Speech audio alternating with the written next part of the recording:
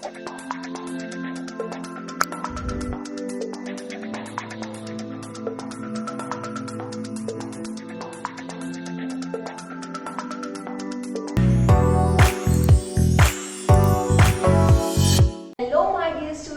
To our channel. तो बच्चे आज हम करने वाले हैं क्लास 9 का चैप्टर नंबर 6 टिश्यूज का पार्ट 6। यस बच्चे, फर्स्ट 5 पार्ट्स हमने ऑलरेडी फिनिश कर लिए हैं, जिसमें हमने डिटेल में पढ़ा plant tissue and animal tissues के बारे में। अब बच्चे इसका लास्ट पार्ट है जिसमें हम कवर करने वाले हैं एनिमल टिश्यूज के अंदर third tissue, that is muscular tissue.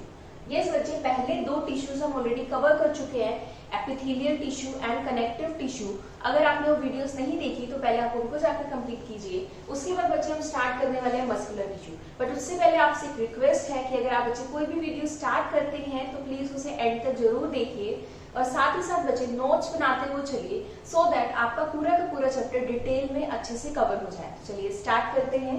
Muscular tissue, बच्चे नाम से ही पता चल रहा है वो टिश्यू जो हमारी मसल्स को बनाते हैं या फिर जो हमारी मसल्स में प्रेजेंट है। ठीक है, muscular tissue consist of elongated cells. बच्चे एलोंगेटेड होते हैं लंबे लंबे, एलोंगेटेड मींस लंबाई में बड़े। ठीक है, ऐसे लंबे लंबे सेल्स होते हैं, ऐसे हो सकते हैं, ऐसे हो सकते हैं।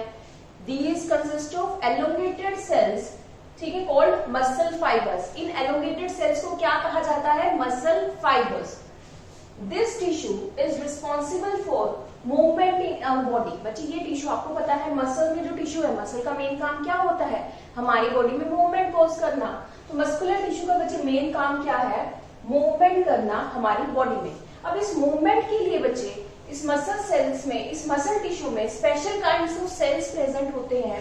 ठीक है, जिनके अंदर एक खास प्रोटीन होता है कॉल्ड एज कॉन्ट्रैक्टाइल प्रोटीन। देखो मैं आपको क्या कह रही हूँ, जो मसल टिश्यू है बच्चे, उनका मेन काम क्या है? मूवमेंट कोज करना। अब वो मूवमेंट कैसे कोज होती है? वो मूवमेंट कोज होती है बच्चे मसल्स की contraction and relaxation. What is contraction and relaxation? जैसे मसल्स है बच्चे, पहले कॉन्ट्रैक्ट करेगी, पहले ऐसे सख्त होगी, फिर रिलैक्स करेगी, तो उससे क्या होती है? मसल से, उससे कॉन्ट्रैक्शन रिलैक्सेशन से क्या होती है? मसल्स में मूवमेंट। ठीक है, अब वो कौन करता है? वो स्पेशल काइंड्स ऑफ प्रोटीन करते हैं कॉल्ड एज कॉन्ट्रैक्टाइल प्रोटीन्स। ये खास प्रोटीन्स भी प्रेजेंट होते हैं मसल फाइबर्स में। अब टाइप ऑफ मस्कुलर टिश्यू, बच्चे अब बात करेंगे कितने टाइप ऑफ मस्कुलर टिश्यूज होते हैं। तो generally there are 3 types of muscular tissue. First is striated muscles और स्केलेटल मसल और वॉलंटरी मसल्स। बच्चे पहले टिश्यूज की बात करो, पहले टाइप्स ऑफ मस्कुलर टिश्यू की बात करो तो कौन से होते हैं? स्केलेटल मस्कुलर, या फिर वॉलंटरी मस्कुलर टिश्यू, या फिर स्ट्रेटेड मस्कुलर टिश्यू। ये एक ही टिश्यू के 3 नाम हैं। बच्चे इनको स्ट्रेटेड क्यों कहा गया है? आप अगर इनके सेल्स देखोगे ना, जैसे this is the cell of striated muscles, अगर आप इसके सेल्स देखोगे बच्चे, आपको बड़ी बड़ी स्ट्राइप्स दिखेंगी। क्या आपको यहाँ पे स्ट्राइप्स दिख रही है? साथ ही साथ बच्चे यहाँ पे स्ट्रेशंस भी दिखेंगी। ठीक है, तो यहाँ पर स्ट्राइप्स वगैरह बनी हुई है ये मस्कुलर टिश्यू में। ठीक है, इस वजह से इनका नाम है स्ट्रेटेड मस्कुलर टिश्यू। इसका नाम बच्चे स्केलेटल मस्कुलर टिश्यू भी बोला गया है। These muscles also called skeletal muscles as they help in body movement। बच्चे ये मस्कुलर टिश्यू या ये जो मसल्स हैं, ये किसके साथ अटैच होती है? ये बोन्स के साथ अटैच होती हैं। बोन्स के साथ अटैच होती हैं, जिस वजह से उनका नाम रखा गया है स्केलेटल मसल्स। इसके अलावा बच्चे बॉडी में जो भी वॉलंटरी मूवमेंट है, जैसे कि सपोज करो मेरे यहाँ पे आर्म्स में मसल्स भी हैं, अगर मैं अपने हाथ को ऐसे हिला रही हूँ, मैं दिमाग से सोच के हिला रही हूँ, मैं सोच रही हूँ कि हाँ मुझे अपने हाथ को हिलाना है, या फिर आप किसी पेंसिल को पिक करोगे, ठीक है, मैं इस पेन को नीचे से उठाऊंगी। ये सब क्या है? वॉलंटरी मूवमेंट्स है बच्चे, जो हमारा ब्रेन कंट्रोल करता है। तो जितने भी वॉलंटरी मसल्स होंगी वो इस कैटेगरी में आएंगी। हमारी बॉडी की जितनी भी वॉलंटरी मसल्स है ना, जो हम सोच समझ के काम करते हैं, जैसे मैंने सोचा इस पेन को उठाना है, तो वो सब किस कैटेगरी में आएंगी? इस कैटेगरी में। These muscles also called skeletal muscles as they help in body movement। ये भी हमें समझ आ गया। Cells are cylindrical। अब बच्चे इनके सेल्स की बात करूं, वॉलंटरी मसल या फिर स्ट्रेटेड मसल्स या फिर स्केलेटल मसल्स की सेल्स की बात करूं, जो सेल्स होते हैं they are cylindrical in shape, unbranched and multinucleated। अब इस बात का क्या मतलब है? अगर आप बच्चे इसके एक सेल्स को देखिए, मैंने इसका एक सेल ड्रॉ करा है, उसकी पिक्चर आप देखोगे, यहाँ पे बहुत सारी स्ट्राइप्स हैं, जिस वजह से हमने उसका नाम स्ट्रेटेड मसल्स बोला। उसके बाद बच्चे आप देखोगे यहाँ पे बहुत सारे न्यूक्लियस हैं। ये सब क्या है? ये न्यूक्लियस हैं। ठीक है, और ये स्ट्राइप्स को क्या बोला गया, स्ट्रेशंस। तो ये क्या है, मल्टी न्यूक्लिएटेड। साथ ही साथ आप बच्चे देखो कि सी कोई ब्रांचेस नहीं है, ये सीधा एक सिलेंडर की फॉर्म में पड़ा है। It is unbranched, multi nucleated and cylindrical in shape. तो बच्चे आपको अच्छे से समझ आ गया होगा स्ट्रेटेड मसल या वॉलंटरी मसल्स या स्केलेटल मसल्स कैसी होती हैं, ठीक है, उनका क्या फंक्शन होता है। बच्चे ये बहुत इंपॉर्टेंट है, तीनों types of muscular tissue they are very important, आप इसको नोट कर लीजिए स्टूडेंट्स। तो चलिए बात करते हैं next type of muscular tissue, that is smooth muscular tissue और इनवॉलंटरी मसल्स, ठीक है। अब बच्चे इनकी बात करें तो स्मूथ का मतलब क्या है यहाँ पर, बच्चे स्मूथ का मतलब है कि यहाँ पर एज सच कोई स्ट्रेशंस नहीं होती, जैसे हमने वहां पे देखी थी ना, स्ट्रेशंस थी, लाइंस थी, ठीक है, यहाँ पे एज सच ऐसा कुछ नहीं होती।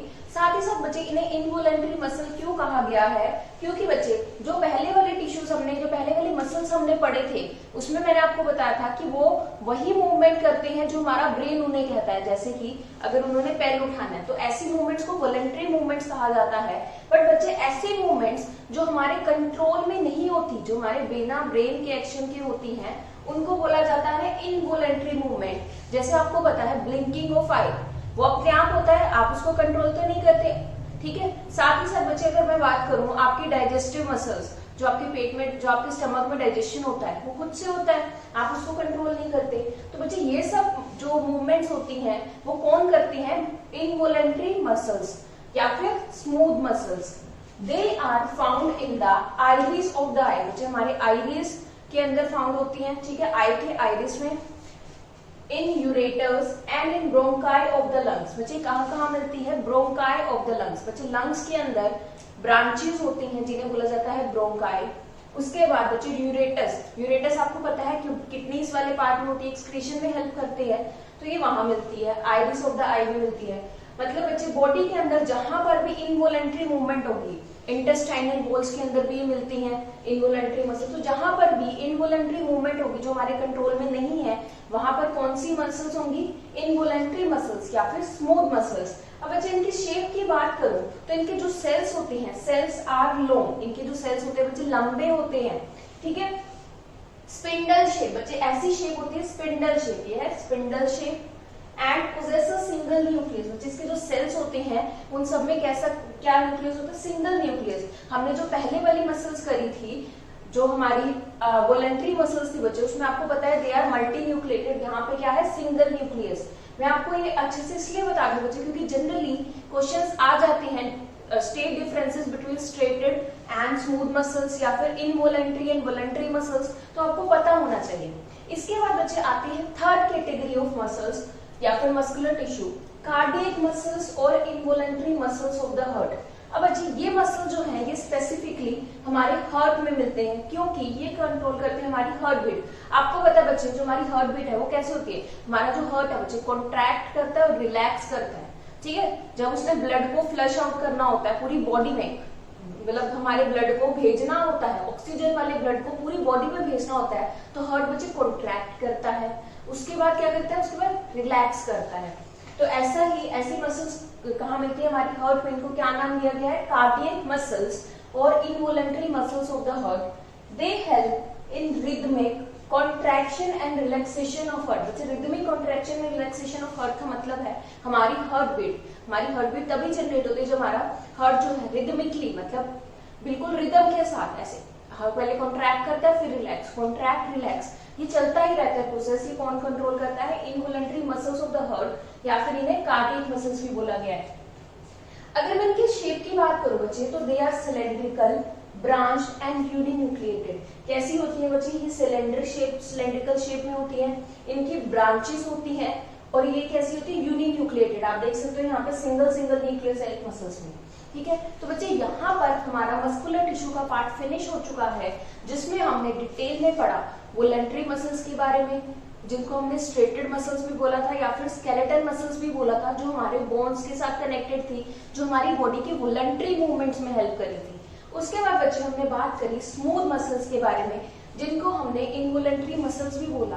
तो हमारी बॉडी के अंदर जितनी भी इनवॉलंटरी मूवमेंट्स हैं जो हमारा ब्रेन कंट्रोल नहीं करता, जो खुद से होती हैं, जैसे ब्लिंकिंग ऑफ द आई, जैसे डाइजेशन ऑफ फूड, उसमें जो इंटेस्टाइनल वॉल्स है वो जो कॉन्ट्रैक्ट रिलैक्स करती है, ठीक है, वो सब कौन कंट्रोल करता है? स्मूथ मसल्स और involuntary muscles.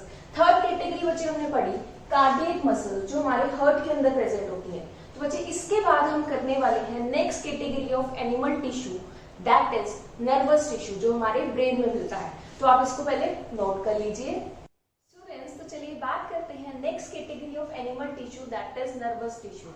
Cells of nervous tissue are highly specialized for being stimulated and then transmitting the stimulus very rapidly from one place to another within the body.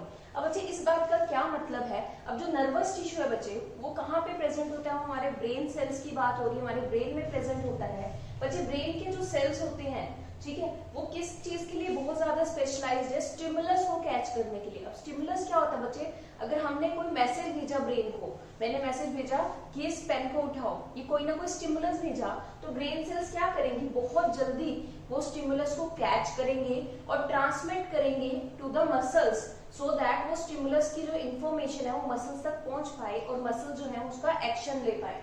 ठीक है, तो यही लिखा हुआ है, cells of nervous tissue are highly specialised for being stimulated, मतलब बहुत easily catch करते हैं stimulus and then transmitting the stimulus very rapidly from one place to another within the body. अब वो जो स्टिमुलस है बच्चे, अब जिस पार्ट का वो एक्शन करना है, जिस पार्ट ने एक्शन करना है, अगर मैंने बोला कि राइट हैंड उठाओ तो मेरा राइट हैंड एक्शन करेगा, मैंने बोला लेफ्ट हैंड उठाओ तो मेरा लेफ्ट हैंड एक्शन करेगा। वो हमारे जो ब्रेन सेल्स हैं वो क्या करेंगे? वो बहुत इजीली स्टिमुलस को कैच करते हैं और बहुत अच्छे से उसको ट्रांसमिट करते हैं पूरी बॉडी के अंदर। अगर मैंने बोला कि मेरे को इस पेन को राइट हैंड से उठाना है, तो ये स्टिमुलस मैंने भेजा अपने ब्रेन को, मेरे ब्रेन ने ये स्टिमुलस किसको ट्रांसमिट किया? मेरे राइट हैंड को, और क्या बोला कि आप इस पेन को उठाइए। तो ये क्या हुआ? ये स्टिमुलस हुआ जो मेरे ब्रेन सेल्स ने भेजा मेरे राइट हैंड को। ठीक है, the brain, the spinal cord and nerves are all composed of nervous tissue. अब बच्चे नर्वस टिश्यू में क्या क्या आता है? हमारा ब्रेन, हमारी स्पाइनल कॉर्ड, ठीक है, हमारी स्पाइनल कॉर्ड बच्चे हमारे ब्रेन की बैक से स्टार्ट होके लोअर, बिल्कुल लोअर बैक तक कंटिन्यू होती है, दैट इज स्पाइनल कॉर्ड। और साथ में नर्व्स बच्चे, हमारी बॉडी में जितनी भी नर्व्स ट्रांसमिट हो रही है वो सब किससे बनी होती है? नर्वस टिश्यू से। ठीक है, नर्वस टिश्यू अब बच्चे एक स्पेशल काइंड ऑफ सेल से बना होता है, that is neurons. Nervous tissue का काम क्या है? मैसेजेस को कैरी करना और उस मैसेजेस को इम्प्लीमेंट करना। अब बच्चे ये कौन करता है? नर्वस टिश्यू के अंदर जो स्पेशल सेल्स है, that is called as neurons और ब्रेन सेल्स। न्यूरॉन्स और ब्रेन सेल्स बच्चे वो कैसे होते हैं? उनका एक स्पेशल स्ट्रक्चर होता है। देखो, उनका कोई डिफाइंड स्ट्रक्चर नहीं है, बट उनकी जो शेप है वो काफी डिफरेंट होती है। उनका आगे वाला पार्ट जो होता है बच्चे उसे बोलते हैं सेल बॉडी। यहाँ पर आपको ब्रांचेस दिख रही होंगी जिनका नाम होगा डेंड्राइट। साथ में बच्चे इस बैक वाले पार्ट को बोलते हैं एक्सोन, और ये पीछे उसकी एंडिंग्स, नर्व एंडिंग्स। बच्चे ये क्या करता है? ये जो स्पेशल स्ट्रक्चर है ऑफ सेल्स, ये किस लिए बना हुआ है? ये हेल्प करता है मैसेजेस को ट्रांसमिट करना from one place to another. ठीक है, neurons, cells of nervous tissue are called neurons. बच्चे न्यूरॉन्स किनका नाम है? Cells of nervous tissue. A neuron consist of a cell body, an axon and a dendrite। बच्चे neurons को detail में हम हायर क्लासेस में पढ़ेंगे, बट अभी आप सिर्फ इतना समझ लीजिए कि इसका जो स्ट्रक्चर है वो काफी डिफरेंट सा है, इरेगुलर सा स्ट्रक्चर है। इसकी ब्रांचेस होती हैं जिन्हें बोला गया है डेंड्राइट। इसकी एक सेल बॉडी है और साथ ही साथ बच्चे एक्सोन है। अब न्यूरॉन्स क्या करते हैं बच्चे? यहाँ से सपोज कीजिए मैसेज आया, वो यहाँ से जाएगा और यहाँ तक जाएगा, और उसके बाद बच्चे नेक्स्ट न्यूरॉन कनेक्टेड होता है, वो यहाँ से मैसेजेस रिसीव करके नेक्स्ट न्यूरॉन्स को दे देगा। तो बच्चे ये हमने कंप्लीट कर लिया एनिमल टिश्यू को, जिसमें हमने पढ़ा एपिथेलियल टिश्यू, कनेक्टिव टिश्यू, और इस वीडियो में हमने कवर कर लिया muscular tissue and nervous tissue. अब यहाँ पर बच्चे आपका tissue chapter is completely finished. अगर आपने कोई भी वीडियो मिस कर लिया है या फिर कोई भी आपको डाउट है बच्चे, तो आप इस वीडियो के कमेंट सेक्शन में लिख सकते हैं। हम आपके डाउट को, आपकी क्वेरी को as soon as possible resolve करने की कोशिश करेंगे। साथ ही साथ बच्चे इस वीडियोस को, इन जितनी भी वीडियोस हैं आपके टिश्यूज की, सेल्स की, अगर आपको अच्छी लगती हैं, अपने फ्रेंड्स, अपने क्लासमेट्स के साथ जरूर शेयर कीजिए बच्चे। हमारे को बहुत ज्यादा मोटिवेशन मिलेगी इससे ग्रो करने के लिए। तो चलिए बच्चे, thank you so much for watching. See you next time, bye.